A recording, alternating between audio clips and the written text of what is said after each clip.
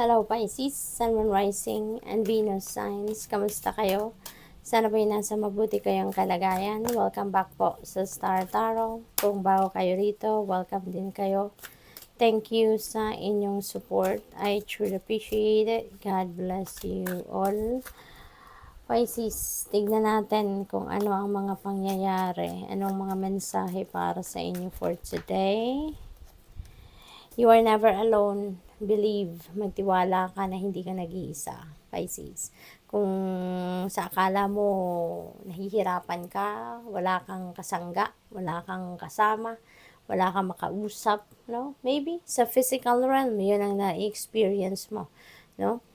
Pero pagdating sa spirit realm, no? Rest assured that you are never alone, okay? Your angels, the divine universe, your ancestors, your spirit guides, they are just there, no, waiting for you. Naghihintay lang ang mga yan para tawagin mo sila, no? They are just a prayer away, and you will see, no, you will feel, Pisces, you'll be able to feel their presence. Kaya tawagin mo lang sila, okay? Always believe na hindi ka nag-iisa, and even sa hindi lang sa spirit realm, ano, ang kasangga mo, pero dito rin sa physical realm. Baka kailangan mo lang na ikaw ang lumapit, kailangan mo na ikaw yung makipag-usap, ikaw yung mag-reach out, ikaw yung mag-initiate ng conversation, no? Kasi busy, 'di ba? Tayong lahat busy, lagi tayong may ginagawa, lagi tayong may mga trabaho. Kaya sometimes lalo-lalo na baka mga taong nasa paligid ninyo talagang preoccupied at all time. So, you need to reach out, no? For sure, kahit isa dyan, meron dyan willing makinig sa'yo. Kung kailangan mo, willing na sumama sa'yo, diba? Kung kailangan mo. Kaya you just need to talk. You just need to speak up.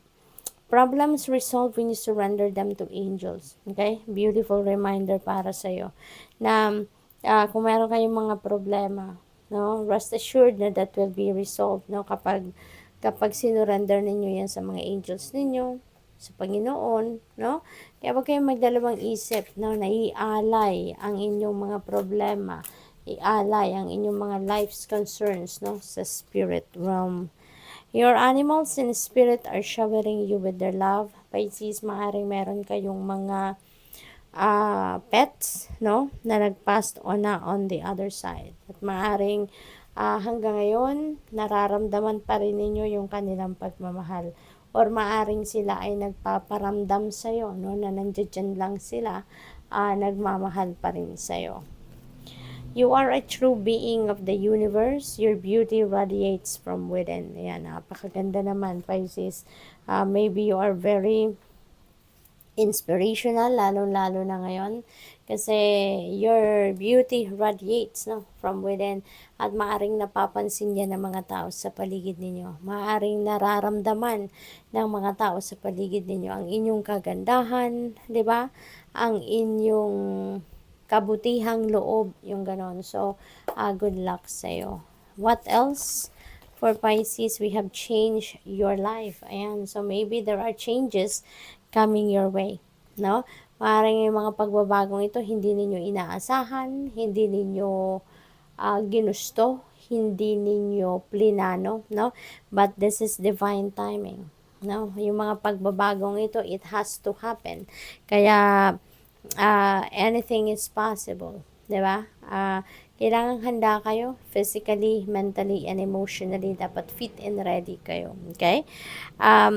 Maaari din na maano kayo, ma-overwhelm sa mga pagbabagong ito. No? Kaya dapat handa kayo sa kahit anuman ang mangyari na mga pagbabago. Okay? Because this is divine timing.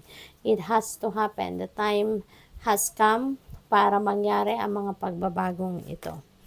8 of Michael. Ayan, you can be free. Make a courageous choice to change your situation, not seeing things clearly. Ayan, so siguro, ito yun lang feeling ninyo, no? Maaaring in the past, or recently nararamdaman ninyo, wala kayong kalayaan, no? Maaaring nararamdaman ninyo na you are not free to decide for your own. You are not free to move. You are not free to do something or say something. No? Maaring ganun ang sitwasyon dito for some of you Pisces. Pero, ang nare-remind sa inyo dito, no? You are, you can be free kung pipiliin nyo lang. You can be free kung pagdidesisyonan nyo lang. No? So, wala namang, parang, in fact, wala naman talagang pumipigil sa inyo. Wala naman talagang nagre-restrict sa inyo. Maybe it's just your illusion.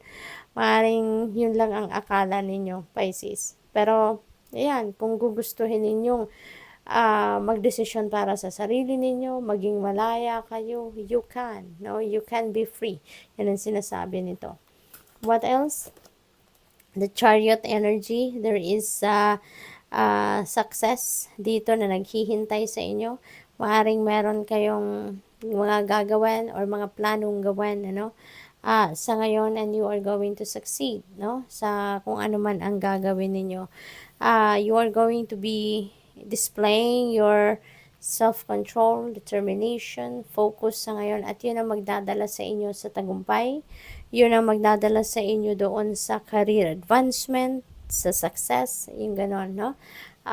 Travel also is imminent for some of you dito, Pisces. Maaring kayo ay maglo-long drive, maaring kayo ay magta-travel by land sa ngayon for whatever reason. We have 5 of Raphael. Ayan. So, this is a reminder for you that everything happens for a reason. Okay? Lahat may rason ang mga pangyayari. Kaya, minsan, wag na nating questionin.